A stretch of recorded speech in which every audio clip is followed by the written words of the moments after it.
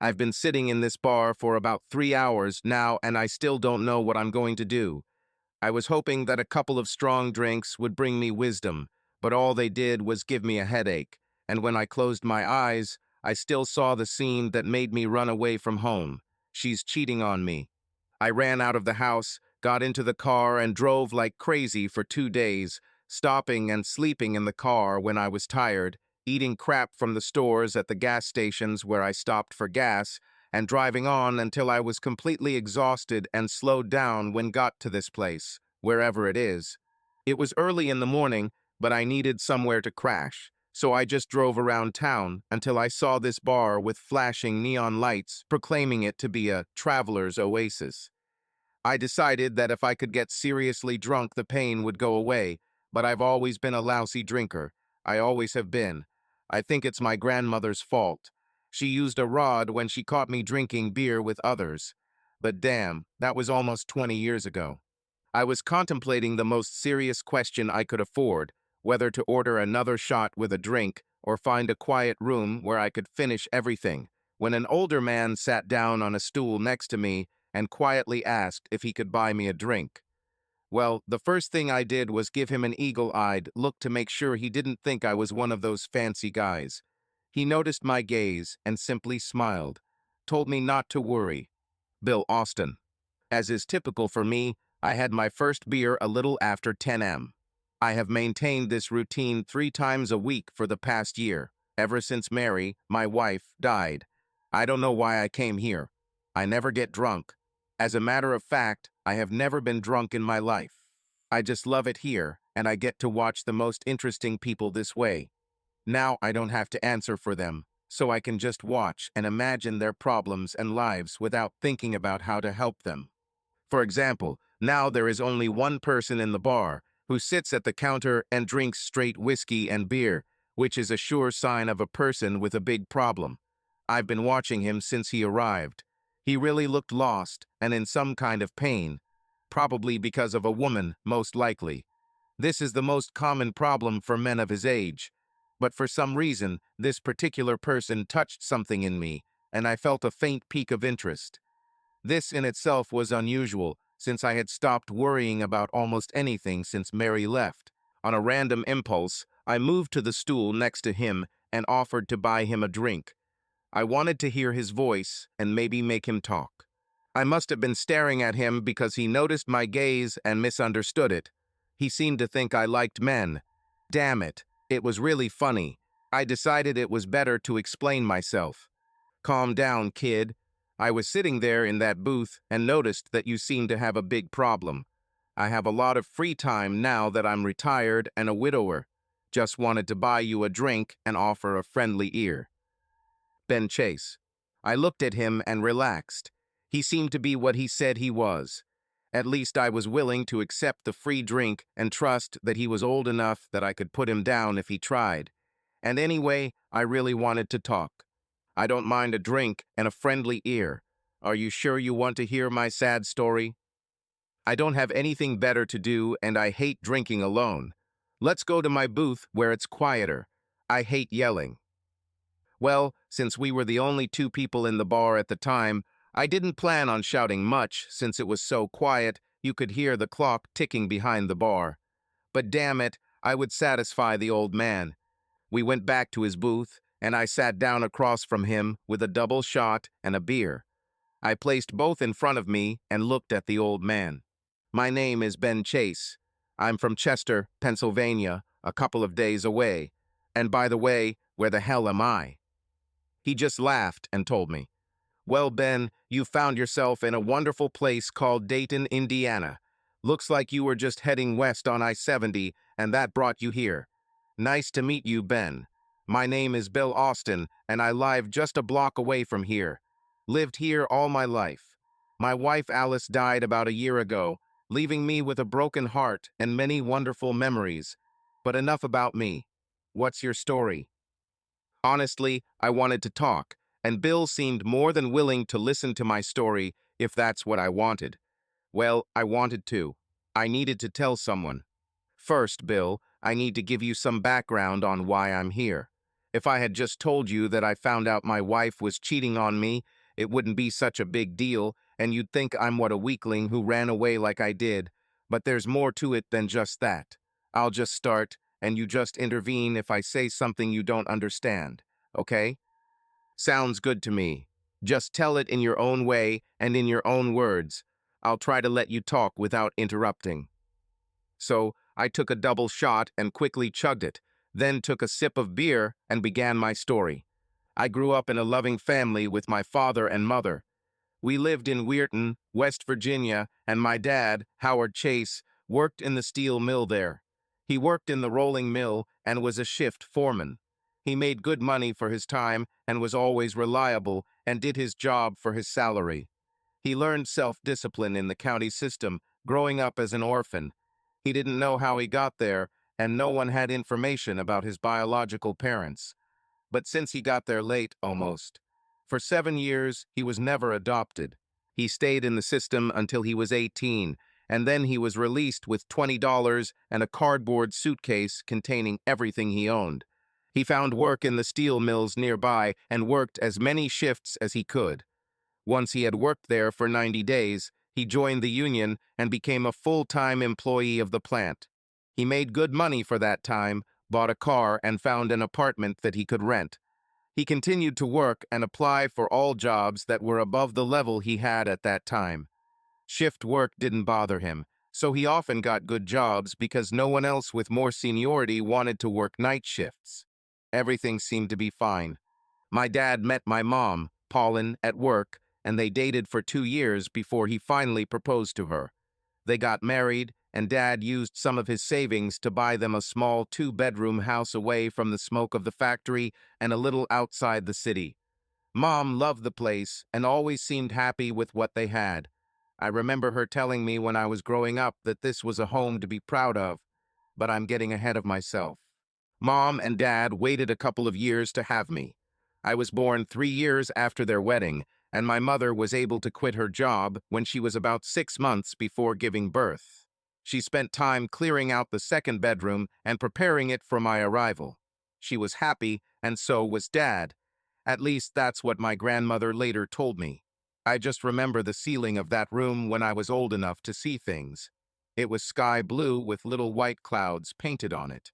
There was a lamp covered with a shade that made it look like the sun. I always remember this ceiling. I loved this ceiling. He made me feel safe and secure. This is how I feel when I think about him. Basically, I grew up in this house. My mother was at home with me for the first 5 years of my life. I remember her quite well. She had pale skin, blonde hair, and blue eyes. She was little, I remember that. She most often carried me on her hip and always took me with her. To the grocery store, shopping, to church, and sometimes to the park where there were swings, seesaws, and sandboxes. I loved the slide when she was waiting for me at the bottom for me to slide down into her waiting arms. When I went to school, my mother decided to go back to work. I think her dad asked her to stay home, but she wanted to get out of the house and do something. Finally, she got a job at a local doctor's office. She walked to work, so it was close. But even though she worked, she was home every day when I got home from school, and she was always part of our dinner in the evenings. We always tried to have dinner together. That was one of her rules. Even as I got older and started playing sports, participating in activities with other kids, and doing what all kids do, I knew I had to be home for dinner. When I was 8 years old, I came home for dinner one night to find Mom and Dad just sitting at the kitchen table. I looked around, but didn't see dinner ready. When I asked my mom what happened, she just looked at me with tears in her eyes and said she couldn't cook dinner that night. She got up and prepared something for Dad and me to eat, but did not sit down at the table herself. Instead, she went to bed and did not return that evening. When I asked Dad what happened, he didn't say anything. He just said it was an adult thing, but I remember he was crying too. Listen, can we get some coffee here? Telling this story is hard enough. I don't need to get drunk to tell it better. Carry on with your story. I'll call the waiter to bring us this stuff they call coffee. Carry on. It's a damn good story. That whole week at home, everything was different. Mom and Dad barely spoke to each other, and our dinners were quiet and tense. I now understand that Dad was angry with Mom, and Mom tried very hard to talk to Dad, but he refused to answer her most of the time. I hated it, but I was too young to understand what was going on. I never knew until much later when Granny Pearl told me. That Mom was always crying, and Dad was working more and more at the factory. After a few weeks, Dad stopped coming home for dinner, and we stayed only with Mom. She was so quiet that I was afraid that she was sick, but when I asked, she just said that she was sad. She tried to be strong, but she couldn't deceive me. Nothing much changed for us over the next few weeks, but I saw Dad getting quieter and Mom getting sadder. I didn't understand, but I knew it was bad. I realized it was serious when Dad started sleeping in the small room we had just off the hallway. It wasn't much bigger than a closet, but Mom always called it our living room. We never used it, and Dad always intended to open it up and make the living room bigger. Now he installed a cot there and started sleeping there. I came home from school one afternoon and saw cars and people everywhere and some police officers in the house. I ran inside to find out what happened, but Grandma was there and grabbed me when I tried to walk past her to find my mom. She held me tightly and didn't let go. I started crying and squirming to get free, but she finally made me stop and look into her eyes. I stopped struggling and asked her what happened. "Grandma, what happened? Where are Mom and Dad? Did something happen to Mom?" "No, boy. Your mother is fine. It's your father. He had a terrible accident. He's gone, boy. He's gone, and he's not coming back."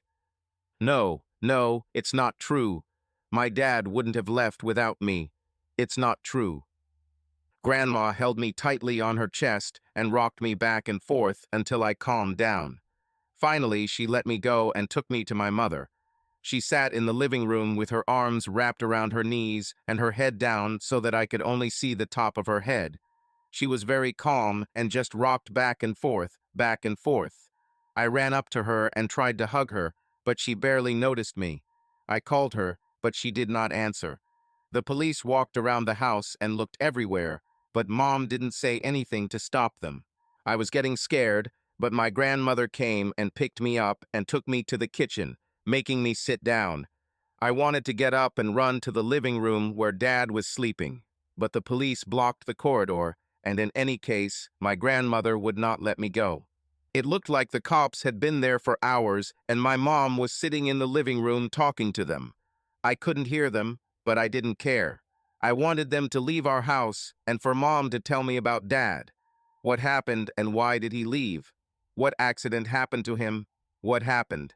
I was panicked and afraid, and my heart was broken. I wanted to cry, but I couldn't because I didn't know what to cry about. Only 3 days later, my mother came to my grandmother to pick me up. That day, I went home with my grandmother, and she kept me with her.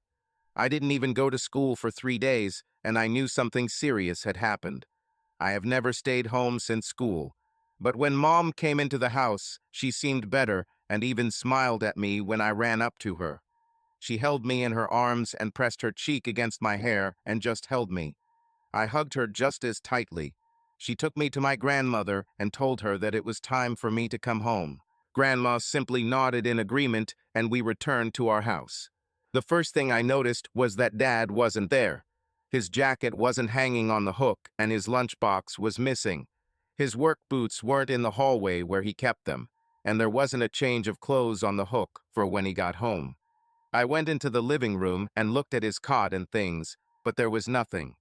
Then I realized that Dad had left. I asked my mom about this, but she just said that Dad had gone to a better place and that I should pray for him. She didn't say anything more then, but after that it became clear that Dad was gone forever. Remember, I was 8 years old at the time and had no idea what happened, but I found out less than a year later when one of my friends at school told me the truth. He told me that my dad killed himself one night at home. He said that Dad took his gun and shot it right in the bathroom of our house. He said that my mother found him and called the police. That was the day I came home from school and saw all these police officers. That's what happened then. When I asked my mother about this in the evening, She was silent for a long time, but finally took me by the hands and told me the truth. It was true that Dad killed himself. She told me as little as possible, but said it was true and that she came home and found him there. She was sorry it took her so long to tell me, but she wanted to make sure she had the right words for me. She wanted me to know that he was a very good person, but that things had become too difficult for him, and he thought this was the only way to cope with them. I told her that our priest in church always said that this was a sin, but Mom got angry and said that Dad would be forgiven. He was a good man and did what he thought was right. From that day on, my mother was always at home with me. She did not return to work and stayed at home almost all the time. I never saw her go out except to get groceries or to take me somewhere. She quit church and work and no longer invited people into the house. She was quiet and reserved, but she was never strict with me.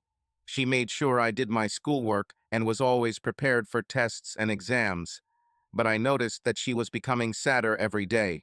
It had been almost a year since Dad died when she told me she wanted me to stay with Grandma for a while. She said she had things to take care of and that I would be okay with Grandma. I didn't want to leave, but in the end I had no choice. My grandmother picked me up on Friday evening and I stayed with her for the weekend. On Monday, I expected my mother to pick me up at school, but she didn't come. When I asked Grandma, she said she would take me home instead, and we could see what Mom was up to. We ate breakfast, and I helped her clear the tables so we could go. We drove home, and Grandma stopped at the house. I jumped out of the car before it could stop and ran into the house. I smelled a strange smell as soon as I opened the door, but I didn't understand what it was. I called my mother, but received no answer. I ran down the corridor to her room and looked inside. She was lying on the bed. I thought she was sleeping, but when I tried to wake her, she did not move. I touched her hand and quickly pulled my hand away, feeling how cold it was. I came closer to her face and immediately saw that it was very pale and cold. Suddenly, I understood. She was dead. I remember screaming for my grandmother and then nothing else. Almost a week passed before I was able to return home with my grandmother. The doctors said I had a traumatic episode, whatever that means. I was a child and found my mother dead. What else can you call it, and why was everyone surprised that I passed out for a while? Well, I passed out. But after that, I returned home to my grandmother and tried to think as little as possible about my parents until I almost forgot about them. I was left to my own devices. They both left me and didn't care about me. They just left. But my grandmother was the real mover, and she made sure that I had little free time to think or be depressed. She raised me from then on, and I grew up mostly normal. For my 18th birthday, my grandmother bought me an old car that I could fix and drive. We didn't have much money, but it was much more than I had hoped for. I told her it was the best gift ever, and for me it truly was. She let me fuss with her until late in the evening before calling me into the house. After I washed up and went downstairs to watch TV before bed, Grandma said she had something else for me. I was immediately interested, expecting another gift, but instead she handed me a letter. This letter is from your mother, boy. She left it when she committed suicide. It's addressed to you. She said she would give it to you on your 18th birthday. That's today.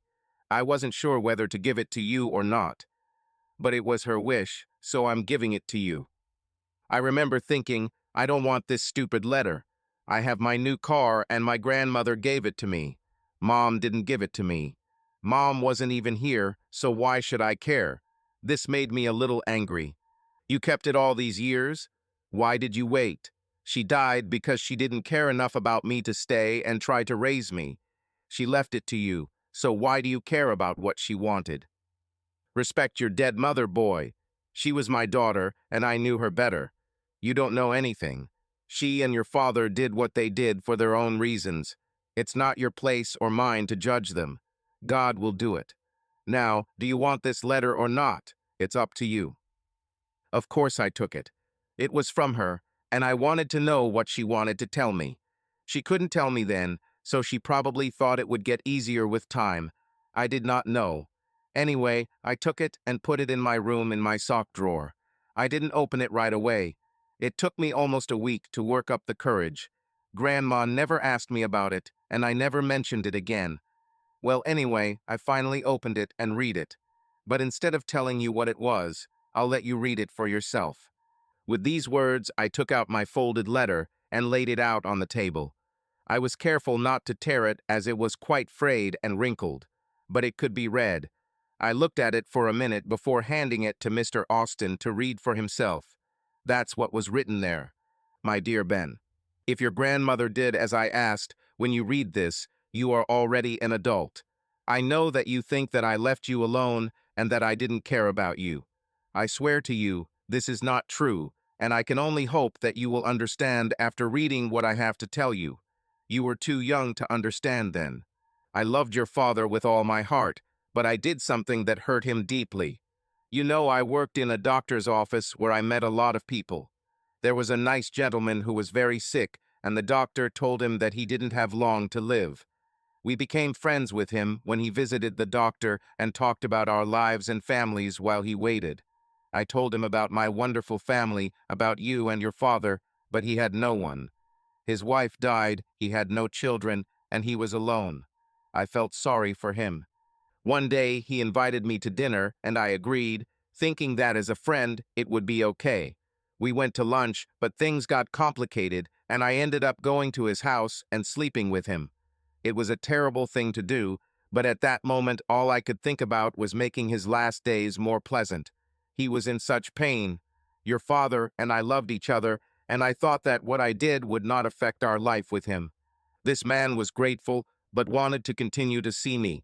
At first I refused, thinking about the guilt I felt for cheating on your father. But in the end, seeing the pain he felt and the small amount of joy that I brought to him, I agreed, and we continued to meet and sleep together. I swear to you that I was only trying to make his last days more bearable and enjoyable. I had no feelings for him other than friendship.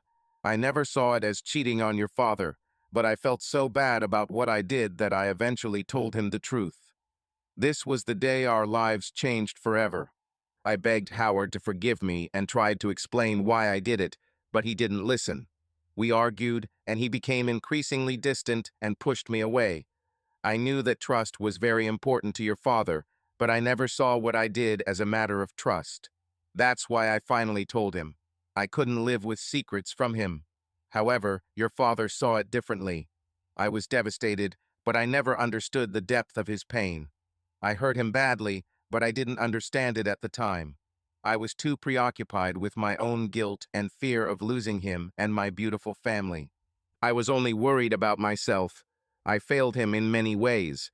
But we were still together, and he never asked me to leave, so I hoped things would get better if I just waited and dedicated myself to making him happy. The day I went to find out the latest news about my friend, your father shot himself. I found out later that he knew where I was going, although I didn't tell him anything. I just wanted to know if my friend was alive, but your father didn't understand. He saw this as the final betrayal and committed suicide. He left a note for me, but I destroyed it before the police came. She was so cruel and accusing, and I deserved every word he said, but I couldn't bear those evil words, so I destroyed her. He died without ever forgiving me. I tried to live with the guilt of what I did to him and what I made him do, but I couldn't go on. The pain he felt was now mine, and I couldn't live with that burden. It grew inside me until I was afraid it would consume me. I tried to live despite the pain and be a good mother for you, but the pain did not go away. It grew on its own until it became everything I felt. I'm planning to commit suicide. I hope and pray that God will forgive me and that I will have the opportunity in my next life to apologize to Howard. I'm sorry I won't get to see you grow and prosper, but I know I can no longer be a good mother to you. The pain is too much, and I'm afraid it will destroy you too if I continue to live with it. Your grandmother will take care of you and give you a good home. This is all I have left to give you. Please try to forgive me. Your loving mother, Pauline. Bill finished reading the letter with tears in his eyes. I knew this feeling. I cried many times when I read this letter.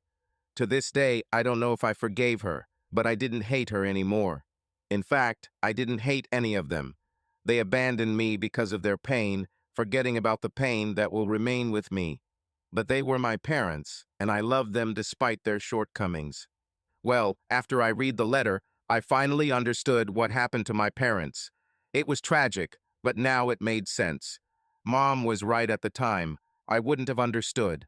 Now that I read the letter again, I understood why they did what they did, but I still couldn't forgive them for leaving me alone. These feelings may fade with time, but not yet. But now I was 18, and I used the trust fund, which my mom and dad set up for me to go to college years ago.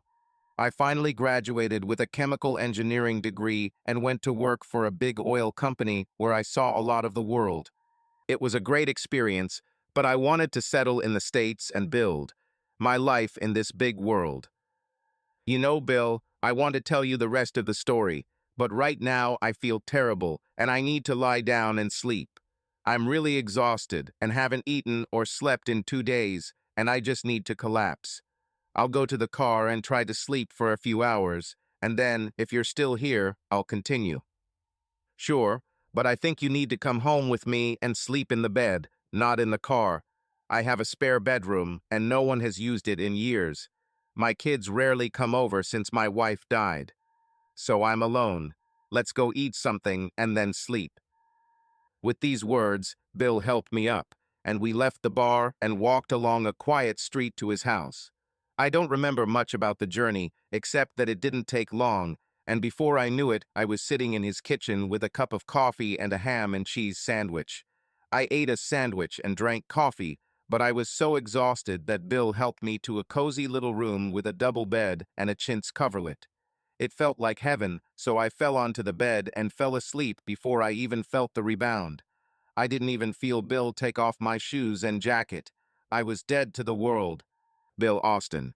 After he ate the sandwich I made him, Ben was almost dead on his feet.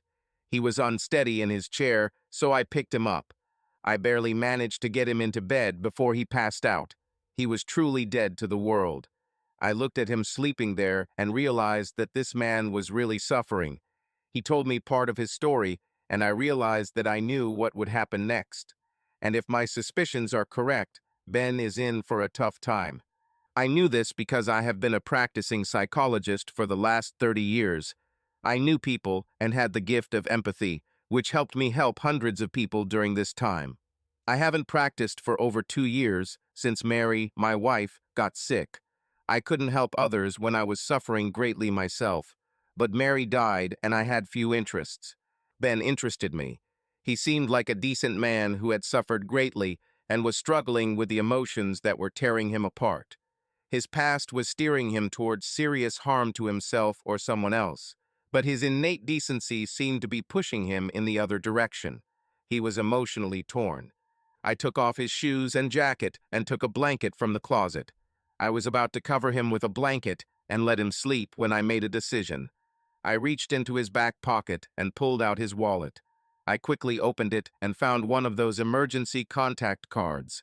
It said his wife's name and phone number, and I copied it onto a note card. I put his wallet back and covered him with a blanket. He quietly went out and closed the blinds. It was already after dinner, and there was light outside, but the blinds made the room very dark, so he would probably sleep for several hours. I walked down the hall to the small office I still kept in our small house and sat down at my desk. I haven't been here for several months. I turned on the table lamp that Mary gave me for one of the Christmas holidays. As her yellow light played on the table, memories came flooding back and I hesitated for a moment, but decided to continue with my original plan. I used the phone on my desk, which I kept only for my practice, with a number blocked so that no one could use caller ID to get my number. Sometimes a psychiatrist can make some very strange people evil.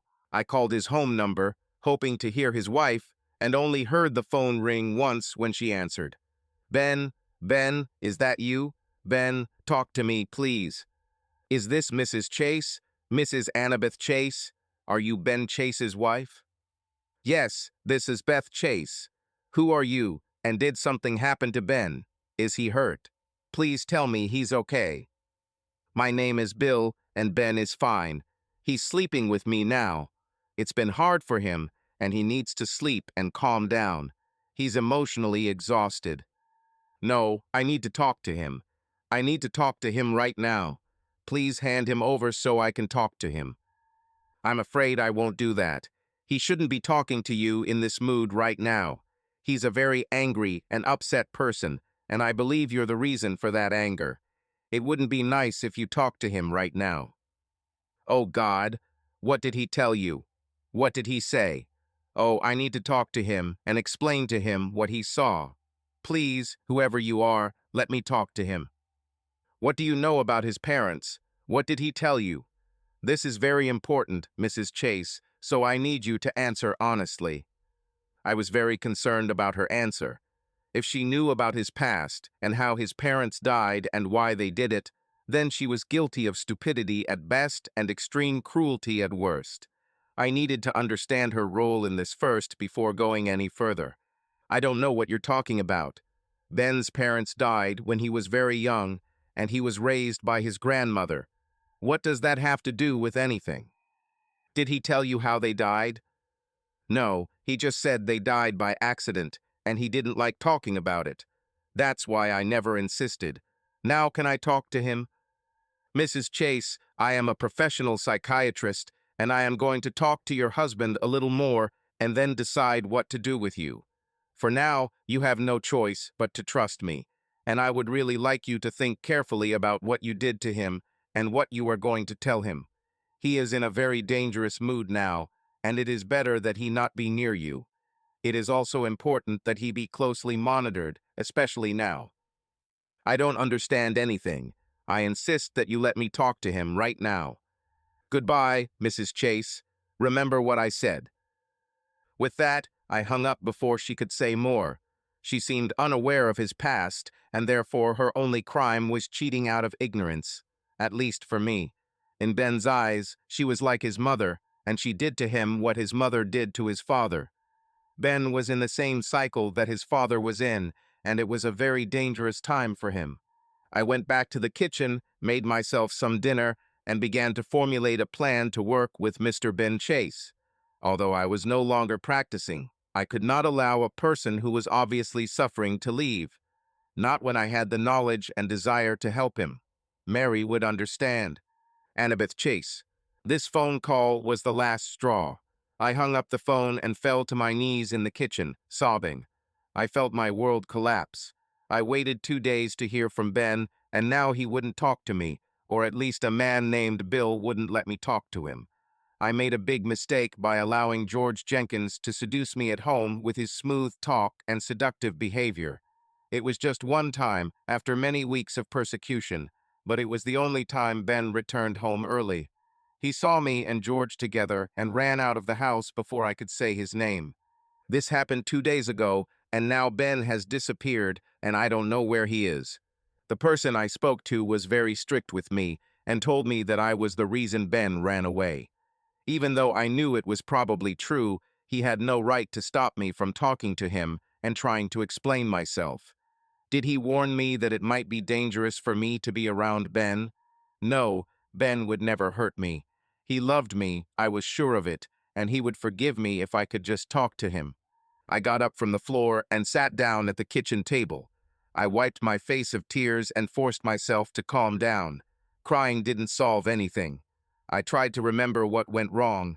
I met George at Mann House, where I volunteered 3 days a week, helping out with lunch and dinner distribution. He showed up about 5 weeks ago and introduced himself to me as George Jenkins, a financial consultant with Walter Johnson Investments downtown. He said he wanted to dedicate some of his time to helping others, just like I did. He was very sincere, and I liked him immediately. I also admit that he was handsome and sexy. I immediately felt attracted to him and knew that I was flirting with him uncontrollably. I was married and had no right to do this, but I convinced myself that it was just harmless fun. George also seemed to enjoy the game, and I began to look forward to the days I worked with him. My life at home was fine, but there were times when Ben spent too much time at work. Lately, he had been spending most of his week at the site of the new oil refinery his company was building, and Ben was responsible for overseeing the installation of new cracker columns in the refining department. This was his project, and he didn't want anyone else to do it for him. I understood this, but it left me alone too often. That's no excuse, but it certainly was a factor. Ben would understand this if I could talk to him. I knew he would understand because he was one of the most understanding and kind men I have ever met. I now depended on his kindness and hoped for his understanding. I remembered the day I first met Ben. I was working as a realtor for a commercial real estate agency in Mount Lebanon, western Pennsylvania, when I received a call from him asking for an agent to show a property that was zoned industrial. I knew this area and told him that I would meet him there in half an hour. I didn't think about it anymore until I met him on the spot. My first impression of him was of a man about my age, but so handsome, with curly black hair, a well-built body and brown eyes that seemed to see right through me. He shook my hand with a confident grip and immediately treated me like an equal. I felt my face turn red as I shook his hand and looked into his eyes. He didn't seem to notice and just walked towards the station. I followed him slowly, trying to regain my professionalism. I finally caught up with him, and the next 2 hours passed in a very businesslike manner as we discussed the size and availability of the site, as well as zoning requirements and utility proposals from the city. It was time well spent as he signed a letter of intent to purchase the lot that same day. Since the property was selling for over $4.5 million, I expected to get a decent amount. When he called my office 2 weeks later, I answered his questions and agreed to have the necessary documents ready by the following Monday. He was very pleased with everything, and before completing our business, he invited me to dinner when he came to sign the papers. Without thinking, I agreed. We talked for a few more minutes, but I didn't remember the rest of the conversation. My head was still spinning from the dinner invitation. What came over me? I barely knew this man and was going to dinner with him on Monday night. But be that as it may, I was more pleased than anything else. That Monday was the beginning of my life as I now know it. Ben arrived at the office promptly at 5 p.m., and we went into a conference room with the other parties, and the deal was done by 6:15 p.m. Everyone shook hands, and Ben seemed pleased that everything went so smoothly. He asked if I needed to stay in the office or if we could start our evening earlier. Since my work for the day was completed, I agreed that we could leave immediately. Ben was pleased and said we could either go to his hotel and have a drink at the bar before dinner or go for an early dinner and then a movie or something. I chose the bar. I was still a little giddy from the bonus I received for completing the sale, and I let my inhibitions go away with a cocktail. I chose the raspberry daiquiri and enjoyed it so much that I had a second one. Ben stayed with the beer, but seemed to enjoy watching me as I drank the strong drink. He was very eloquent, and his conversations fascinated me as he talked about his travels around the world, to most of the oil-producing countries. He amazed me with names of places and stories of his strange experiences, and I listened intently to it all. We forgot about dinner, and the drinks had a big effect on me on an empty stomach. By 8:30 p.m., I was slurring my words, and Ben decided I needed to sober up. Instead of leaving me at the bar, he helped me up, and we went up to his room, where he ordered coffee through room service. I gratefully collapsed onto the large bed and closed my eyes. Ben gently woke me up to drink some coffee. He made me drink some hot drinks, and the caffeine started to take effect. I finally woke up after the second cup, and I felt a little embarrassed about my actions. However, Ben didn't say anything about it and just let me fully wake up while continuing the conversation.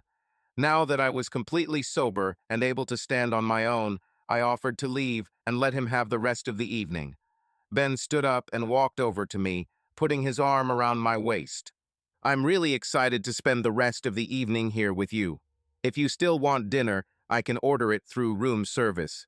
Otherwise, I'd be happy to just hold you in my arms." "This is great, just hold me. Suddenly, I'm not hungry anymore." I was sober enough to realize what was happening, and I felt like I wanted it. I looked into his deep, dark eyes and let myself get lost in them. I raised my arms and wrapped my arms around his neck, pressing my cheek against his shoulder. He hugged me tighter and kissed my hair.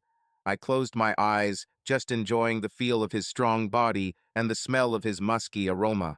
The feelings from these memories were so intense that Annabeth had to stop. She was overcome with fear that she had ruined what she had with Ben. The pain was so intense that she burst into tears again and fell head first onto the table, sobbing uncontrollably.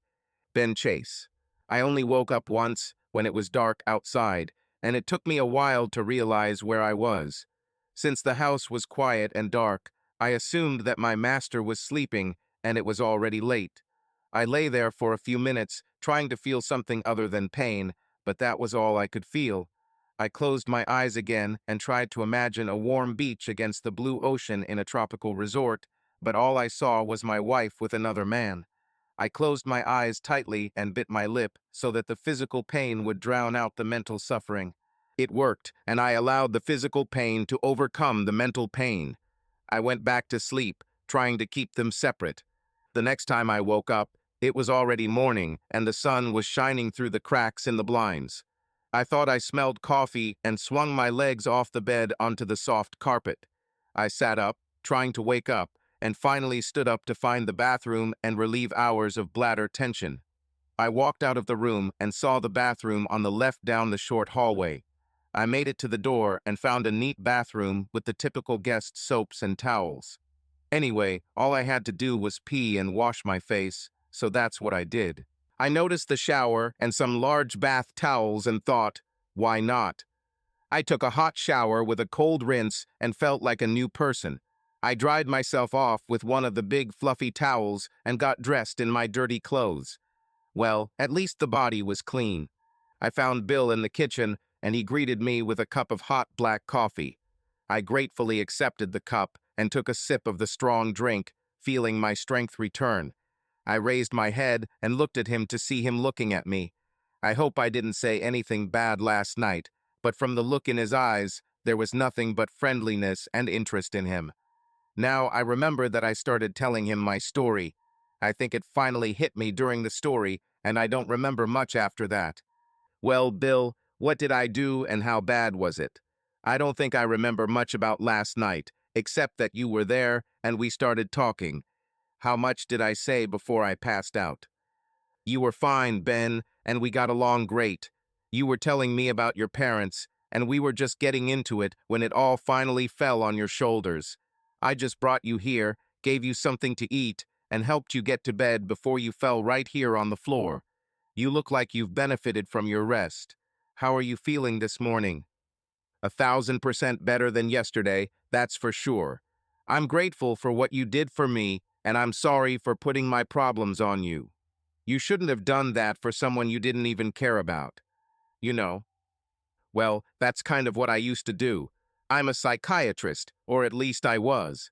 I haven't been practicing in over 2 years, but you got me interested, and frankly, I was dying of boredom. So I don't think that I did you a favor, it was rather selfish. Well, I'm grateful for the bed and food, but I don't want to intrude. I'm just going to leave if you show me where the bar is where I left my car. Well, I can do that, but honestly, I wish you would stay and finish your story. I was really interested in your family, and I was waiting to see what would happen next.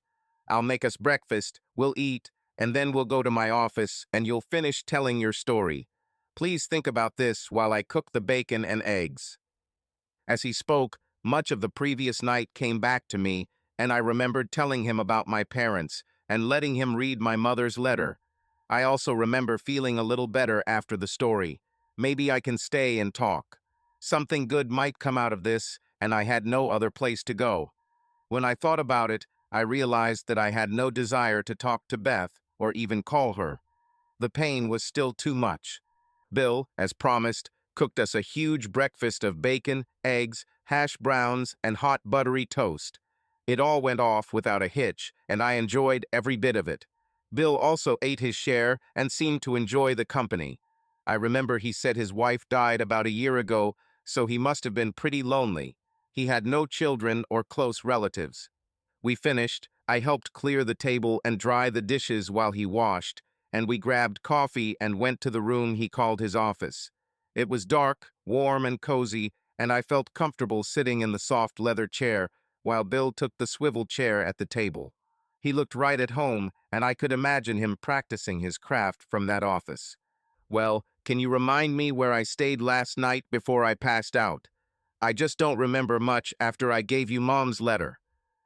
"You said you graduated from university with a degree in chemical engineering and saw a lot of the world, but wanted to settle down at home." "Now I remember. I took my mother's letter, folded it neatly, and put it back in the tattered envelope and put it in my jacket pocket. At that moment, fatigue hit me, and I could barely stand on my feet. Okay, I'll start from here and see what happens. The company I was working for assigned me to manage new construction projects on the East Coast. We had several new refineries and crackers, and I had a lot of experience in those areas, so I traveled around the regions, inspecting sites, organizing contractors, setting schedules, and generally coordinating the work. I was a good coordinator, easy to get along with people, quick to adapt to change, and tough enough to get the job done without pissing everyone off. I was doing well financially and was able to save a lot of money for a rainy day. Everything was very good. That's when I met Annabeth Foster. Beth was a realtor, and we met at work. I had an affair with her, and we got to know each other over the course of a few weeks, and I finally asked her out. We had been dating for a while, and we both knew it was serious. Finally, after 6 months, I proposed to her, and she accepted. We got married in 1997 in Chester, where we still live. At least that's how it was. Now I don't know. I stopped to take a sip of coffee, only to find that it was cold. I told Bill to wait until I poured myself another drink. This gave me time to swallow the bile that was rising in my throat. I took a few deep breaths and held them until my stomach settled. The coffee suddenly lost its appeal, and I left the cup in the kitchen, taking a glass of water instead. I came back and sat down.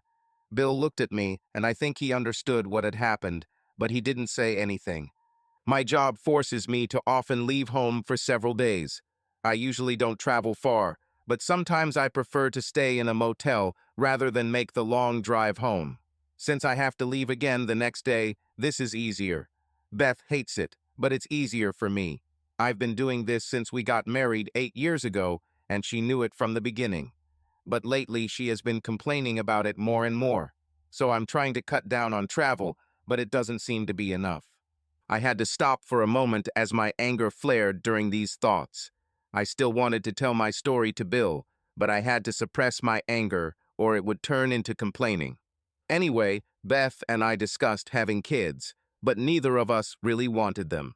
She thought maybe later, but I don't think she was serious. We're lucky she didn't get pregnant. Our sex life has always been great. We made love on our first date and have been lovers ever since. We have sex about twice a week and often more. Sorry to go off on a tangent, Bill, but as I get closer to what happened, it gets more and more difficult. I hope you can be patient. I'll get there, I promise. Bill Austin. I could see that Ben was having a hard time as he approached the event that caused him to run away from home. I hadn't had to direct him until now, and he seemed to have a natural talent for storytelling. If he can continue without my interference, the story will be closer to how he sees it rather than how I direct him. He was breathing heavily now, pain showing on his face as the stress increased. I thought now would be a good time for a break. Why don't we take a break and have some iced tea? I have a gallon of sweet tea in the refrigerator that's really good. I'll get some ice and we can walk around the yard until you calm down enough to continue. I know that this can be very stressful, and it's important that you remain as calm as possible so we can get the truth about everything. What do you mean by truth? Why would I lie to you?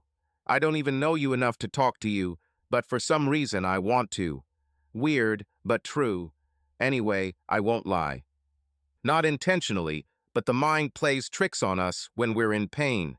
I don't mean you'll lie, but stress can make you say things you don't mean or interpret things the wrong way. Let's just do it. Break, okay? Ben agreed, so I got us both a glass of iced tea, and we walked out the back door onto my little deck. We stood at the railing and looked at the trees lining my property. Behind the trees was a forest, thick and old.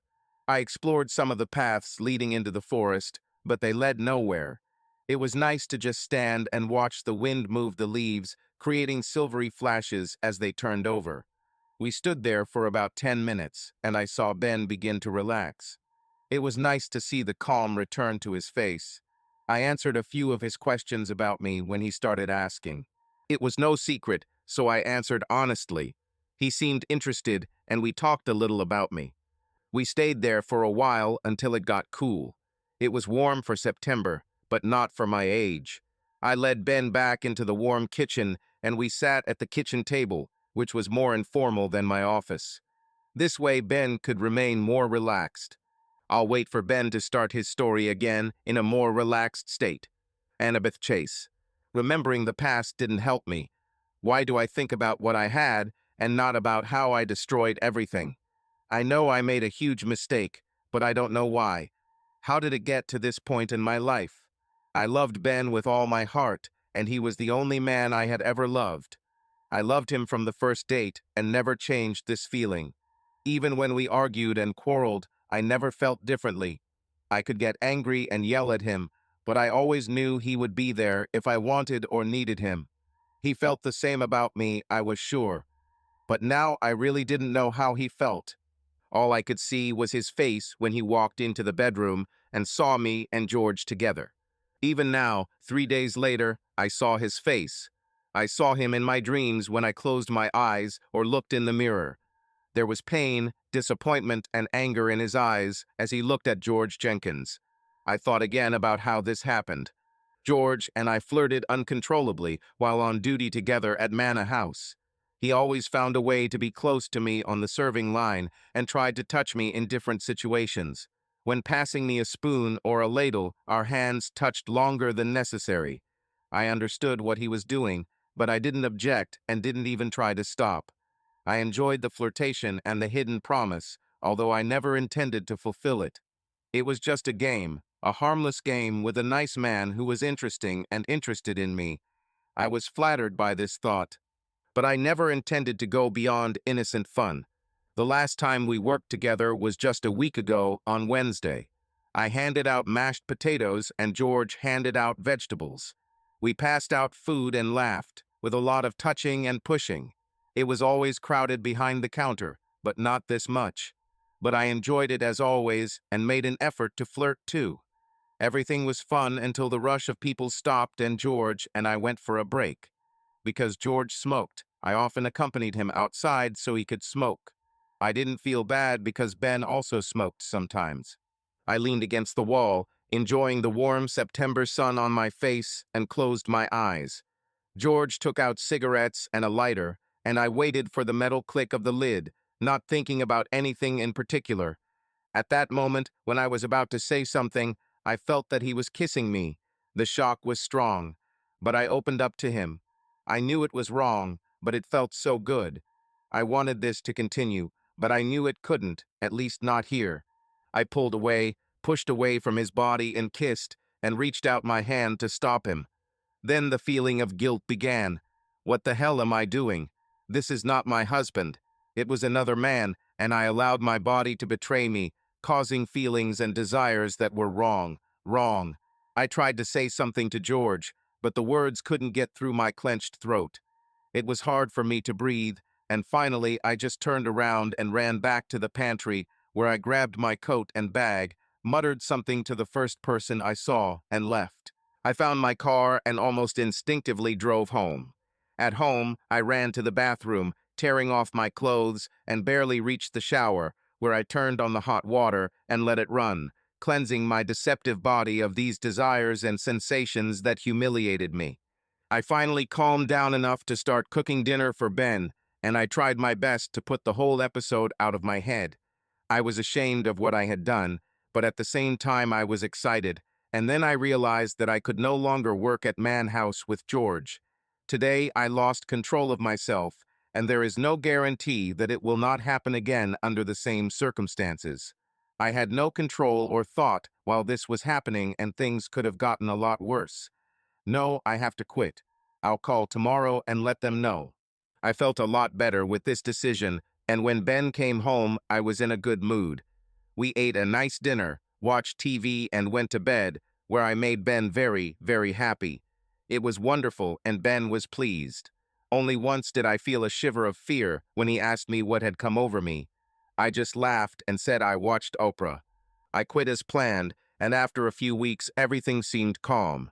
Ben was working on a project near Chester where we lived, and he was always home by 5 o'clock or 5:30 p.m. Everything was fine, and I was happy. The episode with George gradually became a pleasant memory, and I began to think of other things to do with my time. Maybe a garden, something close to home, something safe. Well, I had some ideas, and I'll let them develop.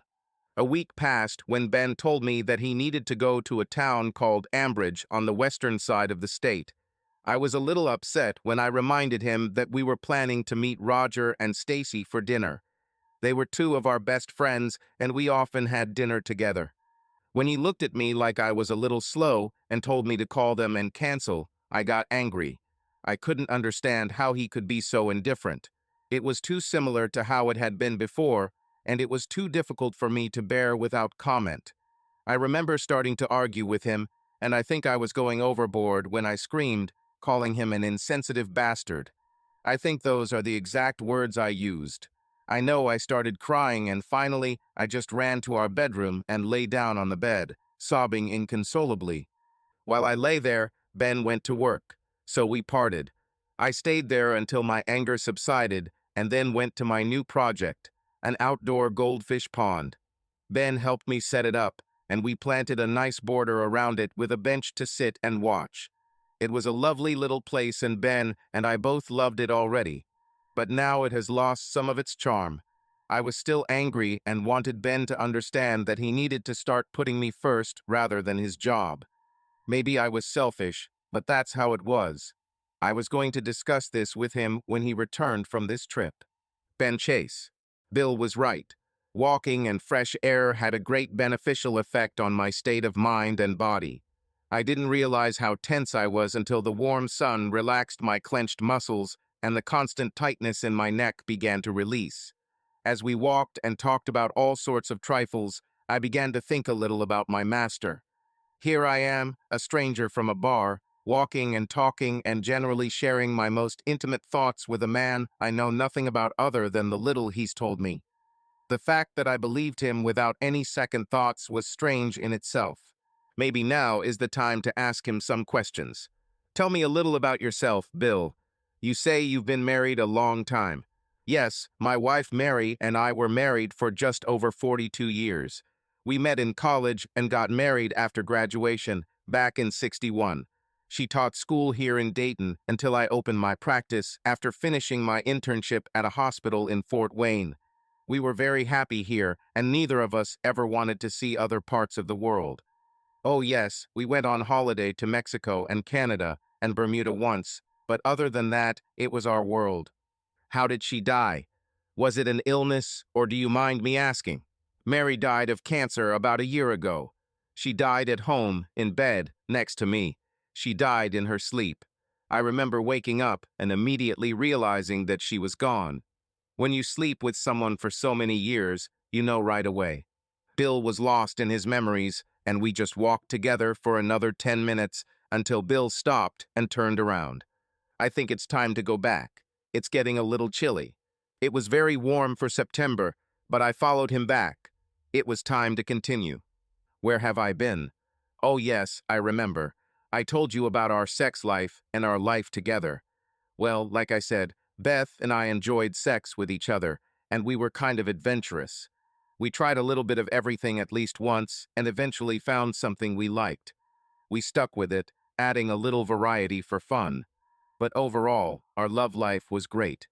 One of the things Beth hated was my business trips.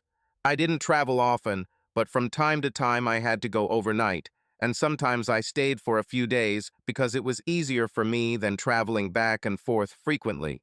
Beth never liked being alone, and neither did I, but I thought it was better because I could be home more often. Beth had never seen it like this. She was always complaining, mostly to make sure I knew how she felt. We never got into heated arguments about this until recently.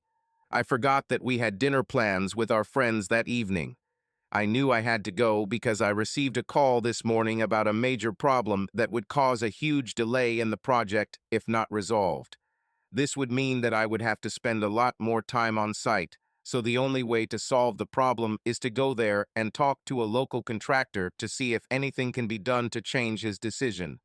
I had the authority to make deals on the spot, so I had no choice. But when I started telling Beth, she exploded and started screaming at me. She didn't want to listen to reasonable arguments and decided that I only did it to make her angry. She called me names, and honestly, that made me angry too, so I just told her to shut up. Well, we actually got into an argument, and she finally started crying and ran upstairs to the bedroom, slamming the door. Instead of trying to make peace with her, I was angry, so I just left without a word. That's how we left it that day. But I felt so bad that I drove to the office and spent a good 2 or 3 hours on the phone trying to figure out if there was any way to avoid this trip. I called everyone who had anything to do with the project and tried to make a deal that would avoid the delay without going over budget and would allow me to stay home and go to dinner with Roger and Stacy and make sure that Beth has forgiven me. It was on my mind, and I was determined to get it right. Well, persistence and patience paid off, and by 11:30 that morning I had closed the deal and the project was moving forward as scheduled. The deal I got was a very good one, if I do say so myself, and I was pretty proud of my incredible negotiation skills. I couldn't wait to tell Beth. I picked up the phone, but then I thought, what the hell? I left the office, went outside to a flower shop I saw and bought a bouquet of fresh-cut flowers. I decided to apologize to Beth in person with a bouquet of flowers. Annabeth Chase. I sat in front of the pond and just watched the golden flashes as the fish flashed in the crystal clear water. The new pump and filter that Ben brought home last week was doing its job, keeping the water clean and clear. The goldfish seemed happy. I just let my mind calm down while watching them. I was just drifting when I heard a voice from the direction of the house. I looked up and saw George Jenkins coming from the direction of the house. "George, what are you doing here? Where did you come from?" "Sorry, Annabeth. I didn't mean to scare you. I knocked but no one answered, so I remembered what you said about your fish and decided to walk around to see if you were here. And here you are." "What are you doing here, George? I don't think it's a good idea for you to be here. I wish you would go away." "Please, Annabeth. I just wanted to apologize for what happened and beg you to forgive me. I value our friendship and can't stand it if we can't get it back." "There's nothing to forgive here, George. Now please just leave, please."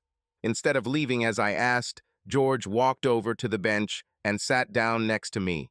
He took my face in his hands and tilted it to look into my eyes. "I'm not leaving until you forgive me, Annabeth. Will you forgive me?" I looked into his eyes and was lost. I couldn't speak when he held my face in his hands. I started to tremble, and he leaned over and kissed me like the last time we were together. "God forgive me," I kissed him back. He stood up from the bench, took my hands, and lifted me up. He put his arm around my waist and led me back up the steps to the kitchen. When we were inside, he asked, "Why don't we move to the bedroom? I want to make love to you, my Beth. Let me give you the pleasure you deserve." I took his hand and led him upstairs to our bedroom. A thought flashed through my mind about Ben, but it disappeared in a fit of anger. It was his fault that he wasn't where he should be. I must admit that at that moment I was not thinking. I was simply reacting to sexual pleasure, and there was no love in it. It was just lust, and I gave into it. Ben wasn't even on my mind. I didn't cheat on him because at that moment he didn't exist for me. Only George was real.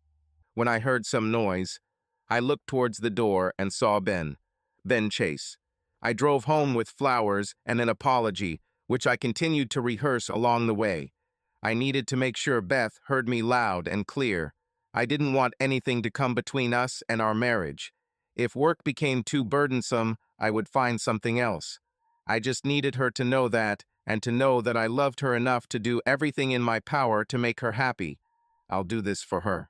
I drove into our yard and noticed a dark blue Range Rover parked in front of the house. I didn't recognize him, but it wasn't that strange. Often people would park in front of our house when there was a party next door, or if someone was visiting neighbors across the street, they had to park in the direction of traffic, or they could get fined. So sometimes people would just park and walk across the street. Either way, he wasn't bothering me, so I just ignored him. I took the flowers and went into the house. The house was quiet, which meant Beth was probably upstairs in the spare room, working on her signs and plaques for one of her charities. She spent a lot of time there, so we made the room very cozy, with lots of light and lots of shelves for her things.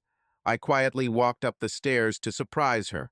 When I reached the top of the stairs, I started to walk to the right, towards the spare room, when I heard sounds coming from our bedroom. I stopped and walked that way, holding the flowers in front of me as a peace offering. I crept to the door and looked inside. What I saw almost gave me a heart attack. This picture is imprinted in my mind. I can't forget her. It's as clear as a photograph, and as hard to look at as a train wreck. I didn't recognize him. This is the picture that is imprinted in my brain. My wife, with another man in our bed. It wasn't a mistake. She enjoyed it. I could see it in her face. That was all I needed to see. I dropped the flowers, turned around, and ran down the stairs to my car. I got in the car, started it, and drove off, finishing here 2 days later. I didn't call and tell her where I was, and I don't want to. I don't know what I want to do. I know what my father did, and now I understand why. Here's my story. I looked at Bill and was surprised to see tears in his eyes. He listened carefully and calmly to my story, and I must admit that I felt much better after telling it to someone. I fell into a chair. Annabeth Chase. The shock of seeing Ben standing there was more than I could handle. I just stared at him with my mouth open, unable to find words. I was shocked. Ben. My Ben. He shouldn't have been home. He was driving west to some abandoned place in western Pennsylvania. I didn't see him, did I? Suddenly, I realized what I was doing and what Ben saw when he looked through the doorway. Panic overtook me, and I almost lost consciousness. I moved to try to stop him when I stepped on some scattered flowers. I stopped as if I had run into a brick wall. I looked at the bouquet of flowers, now scattered along the corridor, and fell. I slumped to the floor, and a huge feeling of guilt fell on my shoulders like a weight I couldn't bear, weighing me down until I couldn't breathe. I tried to find air, but nothing worked. I couldn't move, I couldn't cry, and I couldn't call for help.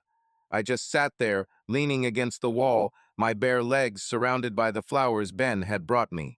George came out into the hallway, asking me what happened. He didn't see Ben and didn't know why I ran out of the room. I heard his voice asking what happened and what happened. I couldn't answer him. I just sat there, leaning against the wall, my naked body indecently exposed to him. Suddenly, it was nothing more than a disgusting episode of a wife cheating with a man she barely knew, in the bed she shared with her husband. Now the truth was back, and the truth made me sick. I jumped up and ran to the bathroom, sick in my heart and soul. I closed and locked the door, turning to the toilet just in time. When George came and knocked, asking if everything was okay, I just cowered there on the bathroom floor and didn't answer until he left. I stayed there for the next hour until I felt it was safe to leave. George is gone, thank God. I turned the shower on full blast and stood there, letting the water wash away the shame. I didn't have any answers to give Ben if he wanted to ask. I didn't know why I did what I did to George in our bed in our house. I had enough shame to fill the hole in my heart, but no answers. I didn't even know where Ben was or when he would return, if at all. Ben was not a person who would accept what I did. I had no choice but to wait for his verdict. Bill Austin. Now it was clear to me how Ben felt. His mother betrayed his father, and his father couldn't handle it. He ultimately decided to commit suicide rather than try to accept the reality of what his wife had done. At that age, Ben knew nothing about fidelity or betrayal, and all he saw was his father leaving him. This was all the reality a boy his age could understand. Moreover, because of the trauma caused by her role in her husband's death, the mother fought an unsuccessful battle with guilt, remorse, and loss. She also could not cope with the pain she caused her husband, and she also committed suicide. Ben interpreted both of these actions as betrayal. Both his parents abandoned him and left him alone. He grew up with this belief, never learning the real story until he was 18. By that time, the kind of person he became had already been formed. The truth then was more academic than anything else. Annabeth, Ben's wife, cheated on him with another man. Ben had to deal with it somehow, but his coping mechanisms were formed during those years in a house with very similar circumstances. But even though he now understood the reasons for his parents' actions, subconsciously he only saw facts. His mother cheated, which led to his father's death. His father's death led to his mother killing herself. Now his wife has cheated. His actions were already suggested by themselves. That's why I told Beth she'd better stay away from Ben right now. His actions will be difficult to predict given his past. Obviously, Beth didn't know this part of his past and didn't understand the irony of what she did. Cheating on its own is bad enough, but for someone with Ben's past, it could be deadly. It is very likely that someone will get hurt. I looked at my watch, surprised that we had talked all morning and part of the afternoon. Finally, I stood up, telling Ben that we needed to have dinner and then talk some more. When he told me that I had already heard his whole story, I just laughed and said that we have a lot more to discuss now that I know his past. This made him a little tense, but I assured him that we weren't going into really deep topics and that he was just a little crazy. This made him laugh, so I left it for later. I thought we could go back to the bar where we met yesterday for dinner and a few beers. Ben was clearly more relaxed now, and I wanted him to stay that way. Ben Chase. Telling my story to Bill really made me feel exhausted. I was as tired as if I had spent the day working in a factory like my father. My back hurt, my legs ached, and I felt like I could sleep for a month. It was partly tension, partly fatigue, and partly emotion. I didn't know which was which, I was just exhausted. When Bill suggested that we should talk some more, I don't think I wanted to hear it, but then he broke the tension with a joke and suggested we go out to dinner. I could have eaten and really wanted a beer, so off we went. At the bar, it was much the same. It was later now than when I first met Bill, and there were a lot more people there. Bill seemed to know many of them, as greetings came from everywhere. He seemed very popular, his boyfriend. I observed him as he interacted with several people and found him to be smooth and casual. That was my impression of him too, so I guess he was what he seemed. We sat down at the table and Bill ordered burgers and onion rings for both of us with a cold beer. I relaxed and began to look around. I watched several attractive women approach some guys and concluded that they were professionals. When I mentioned this to Bill, he simply nodded yes and left it at that. I was fine with that. While I was eating my burger, I saw a well-dressed woman about my age enter the bar, look around, and then sit down on a stool. She was very attractive and very well-groomed. She looked different than most of the pros, and I watched as several guys tried to hit on her, but she rejected them all. Curious, I continued to watch to see what she was doing. I noticed a man at the other end of the bar looking in her direction, but making no move. Now I was intrigued and continued to watch. My curiosity was rewarded when she nodded her head slightly at him, got off the stool, and walked towards the toilets. The man from the bar followed her. I told Bill I wanted to use the restroom and followed them. I stood back, watching as they met in the hallway, not noticing me, pressed against the wall in the shadows. They whispered, and she reached out and lightly touched his cheek. Then I noticed the wedding ring. She walked away and returned to the bar. He did the same, but put the money on the bar and walked out instead of returning to his seat. A minute later, the woman also left.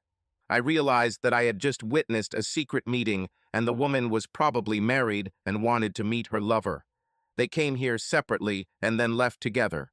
I realized that somewhere out there some man was deceived, just like me. Suddenly, the pain and grief I felt that night at home came flooding back. Along with the pain came a feeling of rage so strong towards this stupid bitch and her lover. What the hell were they doing? Someone needed to teach them a lesson. I gasped, trying to breathe, and felt the blood drain from my head. I was almost on the verge of fainting when I stood up and almost ran out of the bar into the cool night air. I ran out the door and looked around, but they were already gone. Suddenly, the rage disappeared, and I swayed to the side and bent over, trying to catch my breath. The burger he had just eaten came back out in an explosive eruption.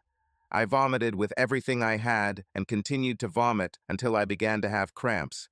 I was sweating and trying to pull myself together when I felt Bill's hand on my shoulder. "Don't resist, Ben. Let it control you first. Let it take its course. You have no choice but to let it come out. This will pass. Just let go. Do not resist. Just breathe, easy breaths, easy breaths." His words didn't mean much, but his soothing voice helped. The rage that threatened to overwhelm me disappeared. I forgot about the pain and discomfort and focused on his voice. "Do not resist. Let go." Over and over until I was finally able to hear the words and begin to follow his advice. I was shaking violently, but the cramps began to subside, the blood rushed to my brain again, and I was able to straighten up and lean against the cool bricks of the outer wall of the bar. Things started to become clear, and I saw Bill standing there with a worried look on his face. I tried to smile at him. "I'm fine now.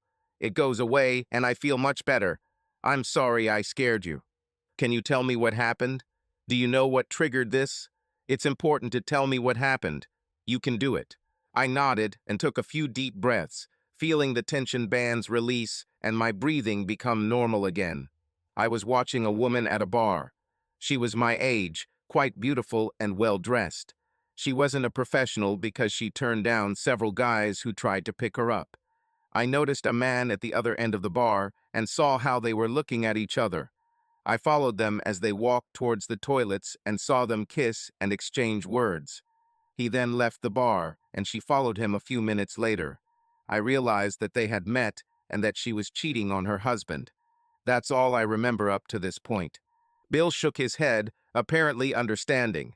He must have known who she was because he didn't say anything when he saw me watching her. He seemed satisfied with what I told him, but for God's sake, I didn't know why. But he decided it was time for us to return to his house, and so we did. Bill Austin. Once Ben told me what he experienced and what caused it, I knew that my initial opinion was correct. Ben was very close to moving in the direction his subconscious was pulling him, and violence was just around the corner. I saw the rage in his eyes just before he stood up and ran towards the door. If he had found them, I was sure he would have used violence. I was sure that he also felt the same pain that brought him to me, and I knew that he would have to fight to stay sane, but his coping mechanisms were clearly unable to cope with it. I needed to do something. Ben was able to calm down on the way back to my house. He had experienced 2 major shocks to his system in less than 72 hours, and it was beginning to take its toll on him.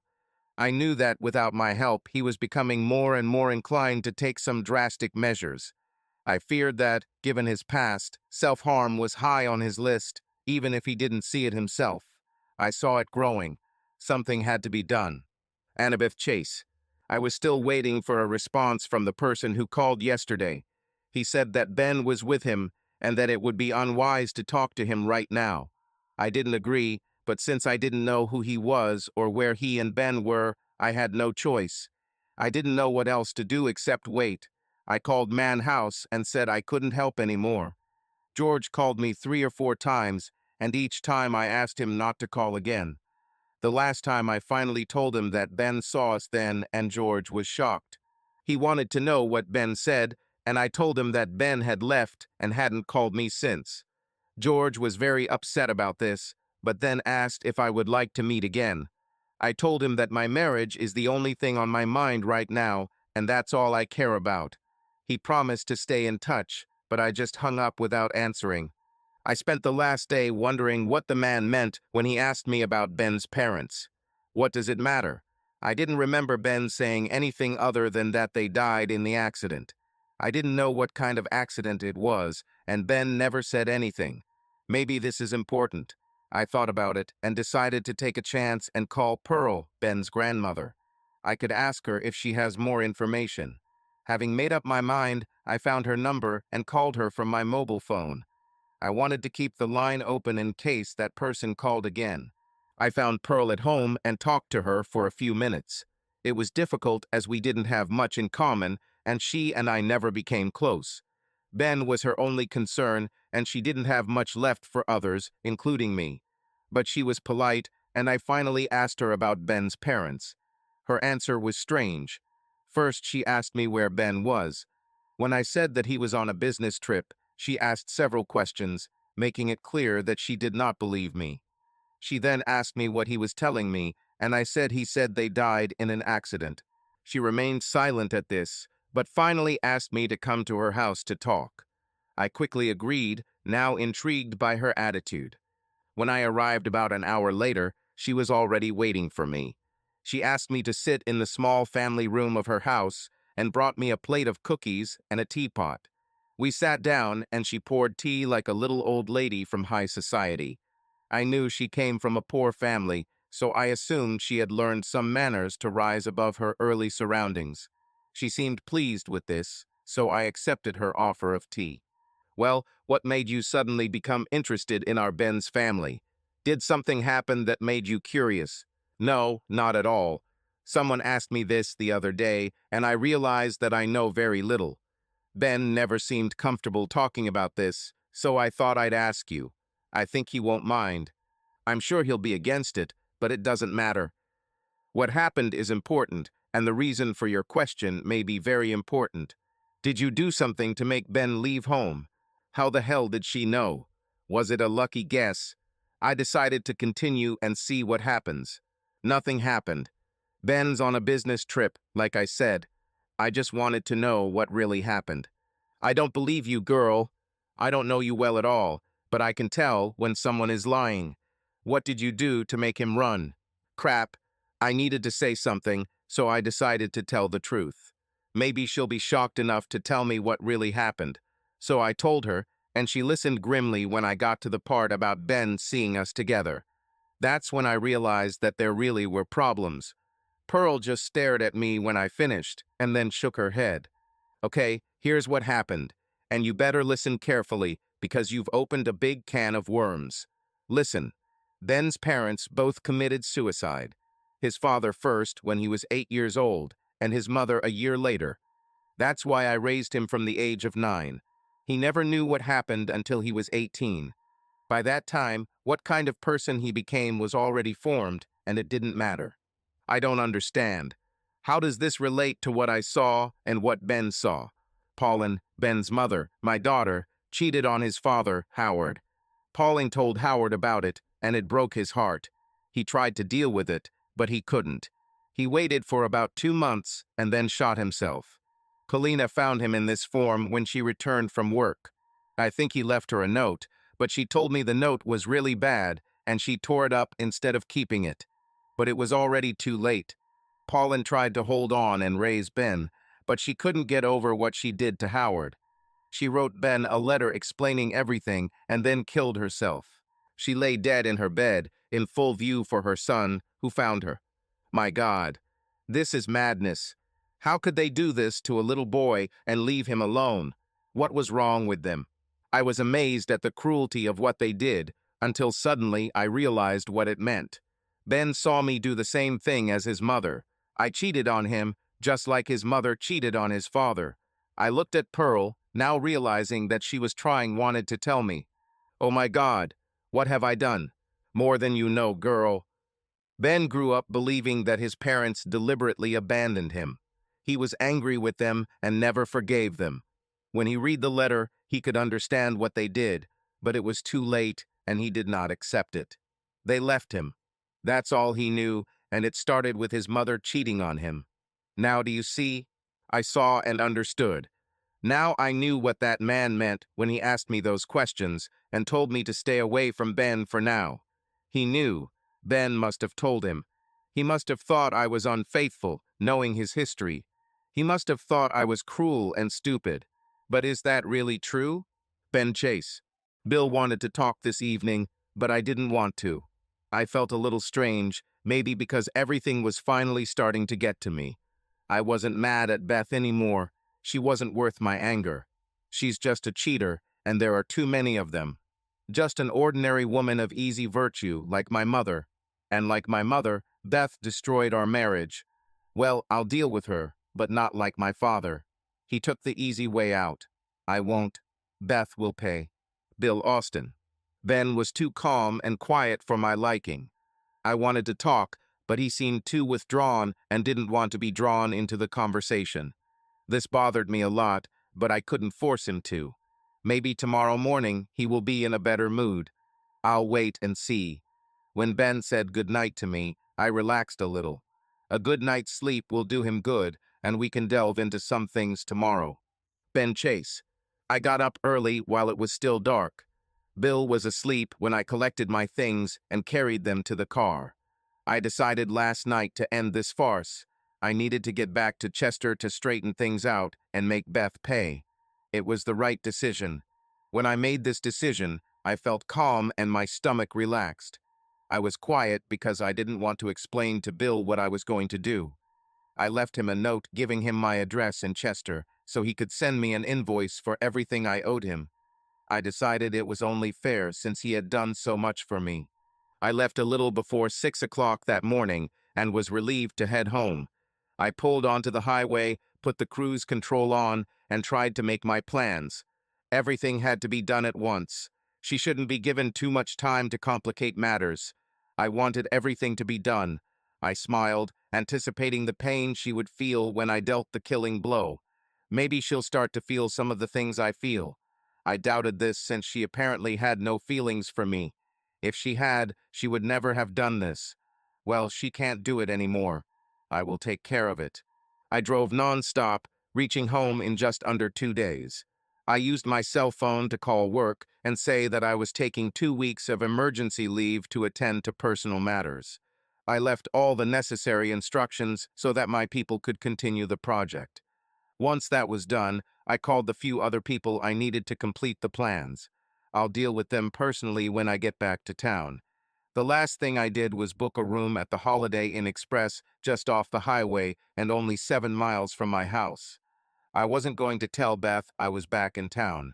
I wanted to make sure she stayed home where I could find her when the time came. Time for her to pay the final price for her betrayal. Father made a mistake, but I won't do it. He hurt himself because of her betrayal in her place, but not me. No, sir, she must pay. Bill Austin.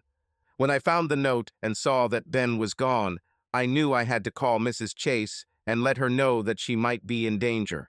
I got the clear impression that Ben had no intention of hurting himself. I was rather afraid for her. I was afraid that he was planning to harm his wife. I had to tell her about this as soon as possible. It would take him a while to get home, and she could use that time to drive away and hide somewhere where he couldn't find her. I took the number from my office and called her again. She answered the first call. Hello? Is that you, Ben? Hello, Mrs. Chase. This is Bill Austin, the one who called you 2 days ago. Do you remember? Yes, sure. How's Ben? Is he there, and can I talk to him? Now I understand that you tried to ask me last time, and I didn't know then, but now I know. Please let me talk to him. It's important that I tell him what I have to do. Please? Mrs. Chase, listen to me. Ben isn't here. He's heading back to Chester, and I'm worried. He left me a note saying he was going to make it right this time. He means his father. I think he may be planning to hurt you instead of himself, just like his father did. I believe he believes his father was wrong to kill himself. He feels like he should have done something with his mother. Do you understand me? There was silence on the other end for several seconds. I hoped that I had conveyed the message to her that she was in real danger. She needed to believe this in order to take appropriate measures to protect herself. Ben won't hurt me, Mr. Austin. I believe this with all my heart. I know Ben, and he is not a violent person. He'll come home and let me explain. He is one of the kindest and most understanding people I have ever known. I believe in him and will wait for him. But thanks for letting me know.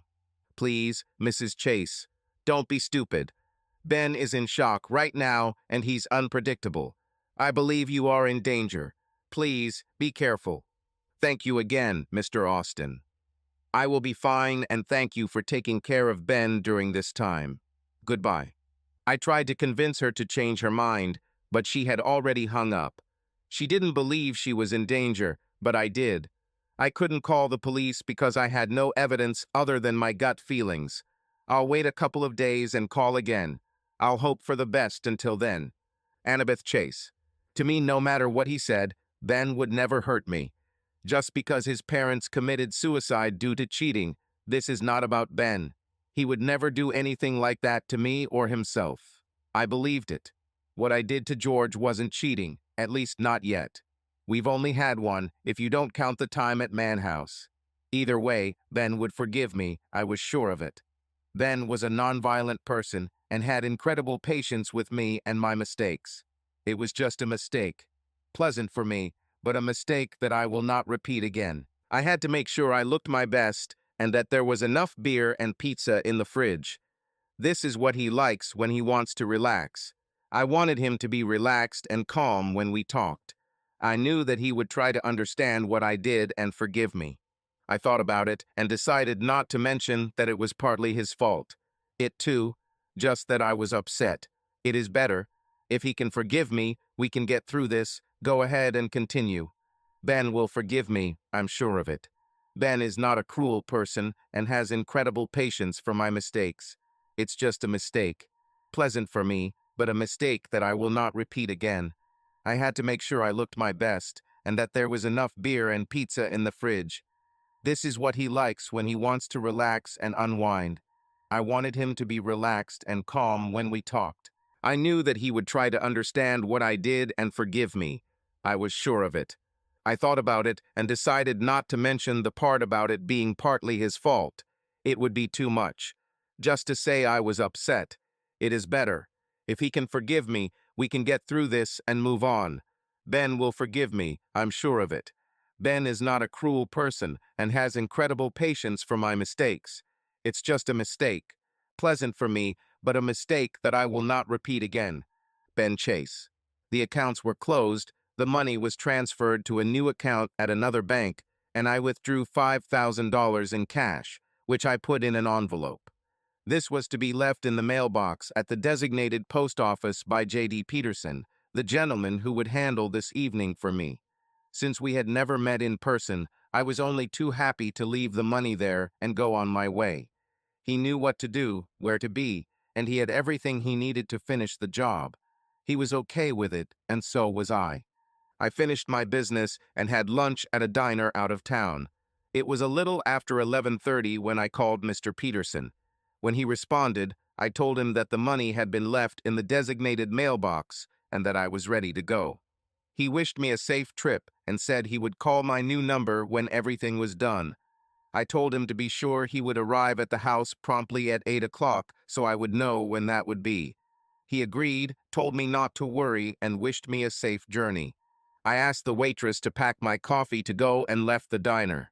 I was on my way to Mexico and my new life. I wanted to be out of the US by evening, so I booked a flight to Phoenix, Arizona, and planned to cross the border south of Tucson at Nogales, Mexico. I had to be there by 8 p.m. I will be outside the jurisdiction of American courts and could disappear for a long time. This was the plan. I had a contact there who would get me a job, and I didn't need luxury, just enough to live on. I was ready to be single for a long time, and this place was perfect for that. Annabeth Chase. I looked at my watch again, and it was only 7:30, just a minute later than last time. I was nervous, eager for it to start, and a little afraid of what might happen. What if Ben can't forgive me? I didn't want to live without him, but he might not agree. I could only hope and pray that I didn't ruin my life with him. That was my biggest fear, that he wouldn't take me back. Maybe I messed things up too much. But no, not Ben. He will forgive me. I was sure of it. Ben is not a cruel person and has incredible patience for my mistakes. It's just a mistake. Pleasant for me, but a mistake that I will not repeat again. What time is it? 7:35. I checked again to make sure the pizza was cooking and the beer was cold. I stocked up in the fridge to be sure. I set the pizza to cook so that it would be ready at 8 o'clock sharp, so we could sit down to a hot pizza and a cold beer, Ben's favorite. Perfect. He will be in a good mood, so he will listen to me. Yes, Ben Chase. I crossed the border at the checkpoint at 7:21 p.m., which was almost perfect. Now I was in Mexico with less than 40 minutes left. I could get to the little bar I found last time here, and there I would wait. It was exactly 7:50 when I parked the car, locked it, and went to the bar. It was cool and dark inside, perfect for waiting. I took a table, and a nice girl took my order. Since I spoke fluent Spanish, she smiled and swayed her hips as she walked back to get a beer. She was very nice, but she was a woman, and I didn't want anything to do with them right now. I looked at my watch, and it was already 7:55. 5 minutes left. Annabeth Chase. It was 7:55 with a few minutes left. I wondered if Ben would be on time or try to make me nervous by being late. I'll wait and see. I didn't care. The main thing was that he came. I waited, more nervous than I had ever been in my life. What will happen tonight? I didn't know and could only pray. When the clock struck 8 o'clock, the doorbell rang. It was Ben. He came. I checked my face in the mirror in the hallway and walked towards the door. I stopped to collect myself and opened the door. Annabeth Chase. The man standing in the doorway was not Ben. He was tall, dark-haired, with a hard and cruel expression on his face. He just looked at me, and I looked at him. Finally, I found my voice and asked who it was. "You're not Ben. Who are you, and where is my husband? Are you Annabeth Chase, Ben Chase's wife?" I just looked at him, not understanding what he was doing. Finally, I answered, "Yes, I'm Beth. Who are you?" "I have something from your husband. He wanted me to deliver this to you personally." As he spoke, he reached into his jacket pocket. Ben Chase.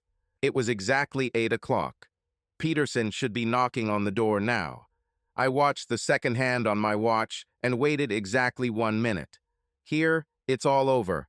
I am now a free person and can do whatever I want. The feeling was not what I had hoped, but it was what I expected. A little sad, but also exciting. Done. I finished the bottle and left the bar, heading south. Annabeth Chase. He took out an envelope and handed it to me. With nothing else to do, I took it. As soon as the envelope was in my hands, he began to speak, reading from the note he held in one hand. "Annabeth Chase, you have been notified. These are the divorce papers signed by your husband Ben and filed in family court. Mr. Chase assured me to act on his behalf, and I provided a list of all the assets that you and Mr. Chase shared. In the envelope, you will find checks for half of the cash assets. All joint credit cards have been canceled. The house is registered in Mr. Chase's name and is for sale. Once the sale is completed, you will receive half the profit after paying the mortgage and all closing costs. The car you are currently using is registered in your name, and you are responsible for all payments." I stood there, listening to him, but not quite understanding the words. I was stunned. Ben divorced me, without even talking to me. I couldn't believe it. I didn't believe it. Where is my husband? Where's Ben? This is unfair. This was just one time. I didn't mean that. I didn't mean that. Please tell me where Ben is. I have to talk to him. Please. I collapsed on the floor in the doorway, and the man turned around and left.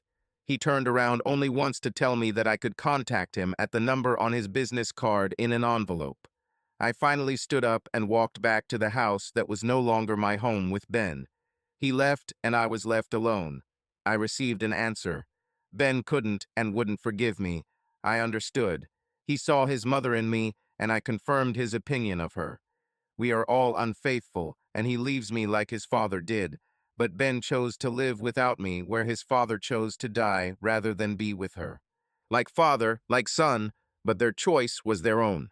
Subscribe to our channel so that your love doesn't cheat on you, and go ahead and listen to the next story, because this story is nothing compared to the next one. If you're under 18, don't even think click to the next one.